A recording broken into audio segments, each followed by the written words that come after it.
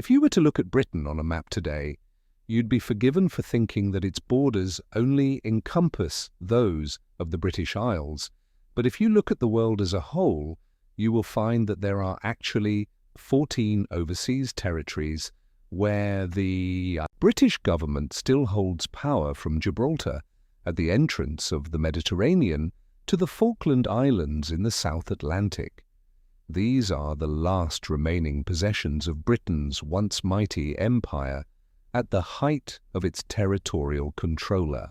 Little over 100 years ago, the British Empire covered 1/4 of the globe's landmass and ruled almost 1/3 of the world's population. It was the empire on which the sun never set. But how did such a small island nation become the largest and most powerful empire the world has ever seen? This is the history of the British Empire. The foundations of the British Empire were laid long before the state of Britain even formally existed. The dominant power in the British Isles throughout much of its history has been the Kingdom of England, with old-developed economy and military force to match England during the medieval and early modern periods, came to rule over the smaller independent kingdoms in Wales and parts of Ireland, although to the north, the Kingdom of Scotland remained a fiercely proud and independent nation who had bitterly and successfully resisted frequent invasions from its powerful southern neighbour. By the early 17th century, Elizabeth I of England had issued several trading and exploration commissions to English adventurers with the intention of exploring and colonizing new territories yet to be claimed by other European powers. The likes of Sir Francis Drake and Sir Martin Frobisher claimed many lands in the name of England. But these were not followed up with settlements. The first English colony established in North America at Roanoke Island in 1585 failed dramatically, with the colonists mysteriously disappearing, never to be seen or heard from again. Elizabeth also granted several royal charters to joint stock companies, were established specifically for the purpose of developing overseas trade. Companies such as the Levant Company, founded in 1592, and the East India Company, founded in 1600, were granted monopolies on all English trade to and from these areas. When Elizabeth I died in 1603, the throne of England passed to James VI of Scotland. Upon his ascension to the throne, James became the king of both Scotland and England through the union of the crown. However, the two kingdoms remained distinct and were ruled separately, as King James looked to build further on the attempts of his predecessor to establish overseas colonies that were to be ruled and governed under one of the three types of colony structures. Crown colony was directly ruled by the monarch themselves, but would typically be administered by a royally appointed governor and supported by a local councillor. Charter colony was similar to a crown colony, but was ruled under a corporate charter rather than a governor.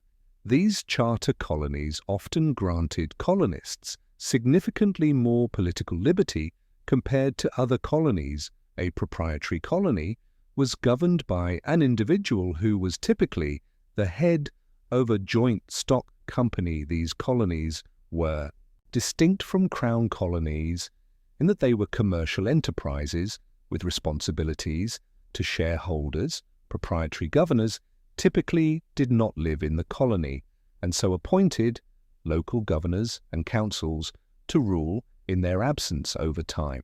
However, these proprietary colonies became increasingly difficult to manage and transitioned to crown colonies instead.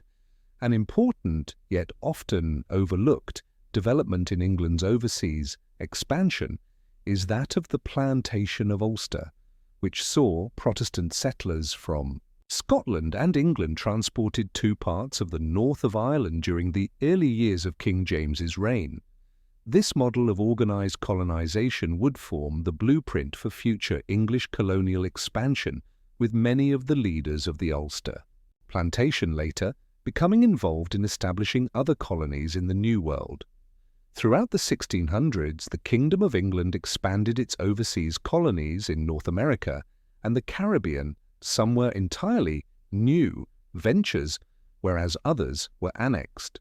From rival foreign powers like New York, which was seized from the Dutch in 1665. Music England also significantly developed its trading networks in Africa and the East Indies with the building of factories and fortified trading posts. A critical component to this mercantile success was the creation of the Royal African Company in 1660, who over the subsequent decades would become the leading participant in the brutal yet highly lucrative transatlantic slave trade. During this period, Scotland also began to establish overseas colonies of its own, having looked on somewhat enviously at the successful endeavours of the English. Unfortunately, almost all these attempts ended in failure, with colonies in Nova Scotia, Cape Breton and Carolina barely lasting a few years. The most abject failure of Scotland's colonisation attempts, however, came in 1698 with the Darien Scheme. This aims to establish a colony controlling the overland trade route of the Isthmus of Panama between the Atlantic and Pacific Ocean. To finance the expedition, an immense amount of capital was raised from the public, which accounted for almost a fifth of the wealth in Scotland at that time. When the ships arrived at the coast of Darien, they named the colony Caledonia and set about constructing a settlement called New Edinburgh. The attempts of the colonists, however, were to ultimately prove futile, as a settlement quickly succumbs to food shortages, tropical disease, and attacks from nearby Spanish forces. Despite a resupply, in 1699 the settlement was abandoned, and the survivors, who totaled just a few hundred of the original 2,500, returns to Scotland in disgrace due to the total disaster. The Darien Scheme and the loss of public money that had been invested into it, Scotland was plunged into a financial crisis. Many then considered that their best and only chance of being part of a major power would be to share in the benefits of England's colonial enterprise. By the turn of the 18th century, England and Scotland remained independent kingdoms, although the Glorious Revolution of 1688 had dramatically shifted the political landscape within the British Isles. The Catholic James II was deposed and replaced with his Protestant daughter Mary and her Dutch husband William, who became King William of England, and Scotland legislation was passed in England so that only Protestants could inherit the throne. But this law did not apply in Scotland, and so under the reign of Queen Anne in the early 1700s, efforts were made to unite the parliaments of both nations and secure a Protestant line of succession for the monarchy. When the Acts of Union were passed in 1707, England and Scotland were then united into one kingdom under the name of Great Britain. Over the following decades, Britain became involved in several wars with other European powers, which were fought not only on the continent but also wherever their overseas colonial interests lay. After the War of the Spanish Succession concluded in 1714 with a victory for Britain and her allies, peace negotiations granted territorial concessions from the defeated French and Spanish, with Newfoundland and Acadia in North America passing into British control, as well as the strategic Mediterranean islands of Gibraltar and Menorca, while the British East India Company, which was not technically part of the empire, but nevertheless still pursued its colonial interests, was engaged in military operations against its French counterpart across the subcontinent. The aftermath of the Battle of Plassey in 1757 wrestled control of Bengal away from the local Nawab ruler and his French allies, leaving the British to become the leading military and political power in the region. This acted as a springboard for the British East India Company to expand its territory further in later years, either assuming direct rule themselves or via local rulers, who were threatened with force from the company's private armies. Further conflicts of the 18th century, namely the War of the Austrian Succession and the 7 Years' War in particular, gifted Britain even further territorial concessions at the expense of her rivals in North America. The British captured Quebec in 1759, effectively ended French colonial efforts on the continent with the annexation of New France by 1760. Florida passed into British control from Spain, leaving virtually the entire eastern seaboard of North America in British hands. The Treaty of Paris, which ended the 7 Years' War in 1763, also ceded the Caribbean islands of Dominica, Grenada, St. Vincent, and the Grenadines as well as Tobago to Britain, which was now the most dominant colonial and maritime power of the age. Throughout its history, the British Empire would be powered by two components that went hand in hand with one another. Firstly, mastery of the high seas through naval supremacy, and secondly, indomitable mercantile trade that was free from foreign Russian. This exponential increase in trade gained immense wealth for Britain through the taxation of goods that passed through its ports. However, the issue of taxation itself would soon lead to revolution, and the first major colonial loss for the empire. Although Britain considered its colonies to be sovereign territory, it did not afford them the same rights and privileges which were enjoyed on the British mainland throughout the 1760s and 1770s. Relations between Britain and its 13 colonies in America became increasingly strained, duetto parliaments taxing the colonies without their consent or representation. Many within the 13 colonies considered this a breach of their rights as Englishmen and formally renounced the authority of Parliament in 1775, resulting in the outbreak of revolution.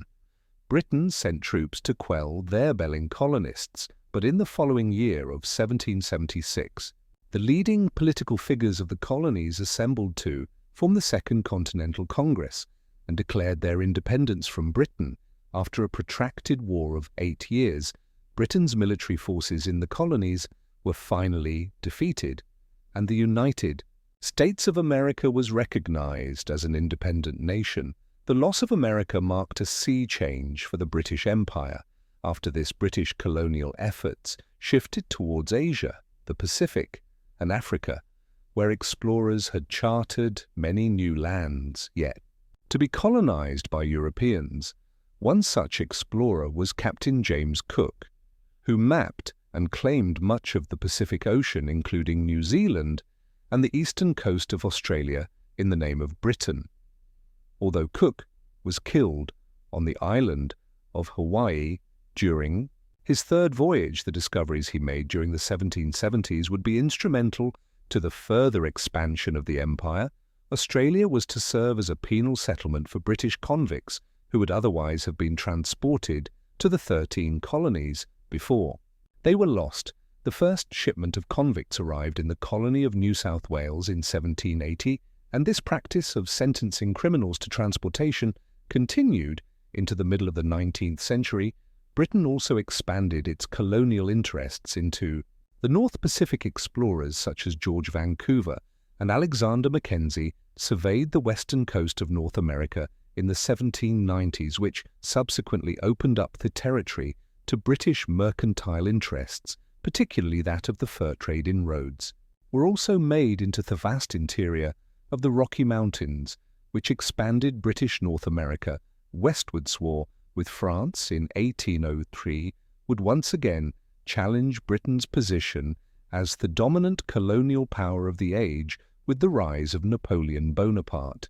In the aftermath of the French Revolution, to protect itself and its colonies from invasion, Britain invested large sums of capital and resources into the war effort, with the Royal Navy blockading French ports and attacking French overseas possessions. A crucial victory was won at the Battle of Trafalgar in 1805 against the combined Franco-Spanish Navy, albeit had the loss of Britain's Admiral Lord Nelson, who was killed in action. Victory at Trafalgar not only eliminated the threat of invasion for Britain, but it also secured the uncontested supremacy of the Royal Navy for the next 140 years. By the time the Napoleonic Wars are drawn to a close, in 1815 the victorious Allied coalition of which Britain was a part of secured further territory from the defeated French, Spanish and Dutch who had been part of Napoleon's French Empire, the Ionian Islands, Malta, Mauritius, Seleucia, the Seychelles, Trinidad and Tobago, Guyana, Ceylon, and the Cape Colony were added to Britain's already substantial number of colonies. Many of these Caribbean colonies contained countless plantations dedicated to the production of sugarcane, which over the centuries had become exclusively reliant on slave labour, though Britain had already profited tremendously from the transatlantic slave trade. The advent of the Industrial Revolution shifted the focus of merchants and capitalists to produce goods at home in Britain rather than relying on slave-produced goods from the colonies. Additionally, growing political pressure from abolitionist groups eventually forced the hand of the British government to abolish the slave trade within the empire in 1807. It would be another 27 years, however, before the institution of slavery itself would be formally abolished in 1834. The period from 1815 to 1914 has often been described as Britain's imperial century after effectively seizing control over the Indian subcontinent. The British East India Company looked to expand its interests further across Asia. Singapore was founded as a trading post in 1819 and later incorporated as a colony in 1824, whereas in China the East India Company, alongside the British government, were able to seize control of Hong Kong and Shanghai in the aftermath of the First Opium War in 1842. The East India Company's control over India itself, however, was challenged in 1857 when local troops rebelled against their British commanders in what became known as the Sepoy Rebellion. The East India Company fought against troops previously under its command and retook the territories that had been seized by the mutineers after the hostilities ended. The following year, the British government decided to dissolve the East India Company, believing that it could no longer rule and administer the country effectively.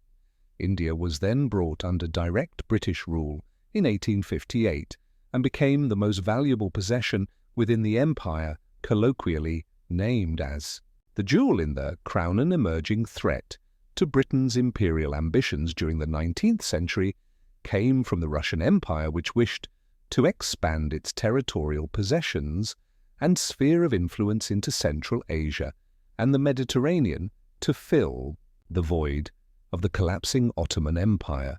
When Russia invaded the Ottoman-controlled Balkans in 1853, Britain, alongside France, entered the war in support of the Turks, fearing that Russia could threaten their colonial interests in the Mediterranean and the Middle East. The resulting Crimean War of 1854-1856 was a resounding defeat for Russia and a confidence boost for the British, who remained the dominant global imperial power, although the situation between Britain and Russia in Central Asia remained uncertain. A partial settlement to the issue known as the Great Game was reached in 1878, which established respective spheres of influence. The British also gained control of Cyprus from the Ottomans. That year, as a surety, it would be used to defend against any further Russian expansion. The continent of Africa also witnessed a consolidation of British colonial power during the 19th century. British immigration to the recently acquired Cape Colony began to increase in the 1820s, which pushed out thousands of Dutch-descended settlers known as Boers into the northern hinterland, resentful of British rule. They established their own independent republics, namely the Transvaal and Orange Free State, but these too eventually succumbed to British occupation with the conclusion of the Second Anglo-Boer War in 1902. Meanwhile, in North Africa, the opening of the Suez Canal in 1869, which linked the Mediterranean to the Indian Ocean, proved of vital strategic importance for British trade routes. Although Britain could not take direct control of the canal, it was able to militarily occupy Egypt in 1882 but did not consider it to be formally within the empire. Further territorial expansion in what became known as the Scramble for Africa, the late 19th century, saw Britain gain control of much of the eastern and southern parts of the continent. Efforts were also made to build a continental railway from the Cape to Cairo, although this was never completed as the 20th century dawned. Britain's position as the leader in world trade and adoption of the role of global policeman allowed it to also control the economies of nations who were not part of the British Empire, such as China, Argentina, and Siam. An electrical telegraph network, known as the All Red Line, was completed in 1902, which allowed Britain to communicate directly with all of its overseas colonies across the empire. As Britain's predominantly white colonies developed economically and socially, they sought to gain political independence from the mother country. Canada was formed into a confederation in 1867 and granted the right of full self-governance with the exception to international relations. Australia and New Zealand followed similar paths in 1900, becoming newly created dominions of the empire. Ireland also hoped to gain some form of independence from Britain. During this time, multiple Home Rule bills were put before the British Parliament, but these were all defeated on the grounds that partial Irish independence would pose a threat to the unity of the empire. The threats to the empire, however, would ultimately come from Germany and the outbreak of the First World War in 1914. During the conflict, Britain relied heavily on the empire for importing food resources and, crucially, military support. Over 2.5 million men from Britain's dominions and colonies served in the First World War, with many from Canada, India, Australia, and New Zealand making the ultimate sacrifice for king and country. Britain was able to defeat Germany and its Ottoman allies in the war and annexed much of their territory in the Middle East, Africa, and the Pacific. Victory, however, came at a heavy price for Britain and signaled the beginning of the end for the empire. Although 1921 marked the peak of the British Empire's territorial possessions, Ireland was granted independence that same year, and soon other nations within the empire began to question when they may become independent. Also, the outbreak of the Second World War in 1939 put a temporary halt on this, as Britain once again turned to the empire for economic, material, and military support. The ultimately victorious Britain was bankrupted by the war and was no longer in a position to support its overstretched and questioning colonies. Gradually throughout the 1940s, 50s, 60s, and 70s, the colonies and dominions of the empire were granted their independence from Britain in what was recognized as the wind of change. Almost 400 years of British colonial history came to an end, although almost all these newly independent nations did not sever ties with Britain completely and agreed to join the political association named the Commonwealth, with 14 of these nations also retaining the British monarch as their respective head of state. Perhaps what many see as the final and most symbolic representation of the end of the British Empire came in 1997, when Britain formally handed over Hong Kong to China. The legacy of the empire, however, remains with us to this day, as the English language is the most widely spoken on earth, and British culture, practices, and customs remain universally popular. Modern Britain itself can even be seen as a microcosm of the empire, with people of almost every race, nationality, religion, and culture that were once under British rule now living on Thievery Island that began the journey of empire all those years ago.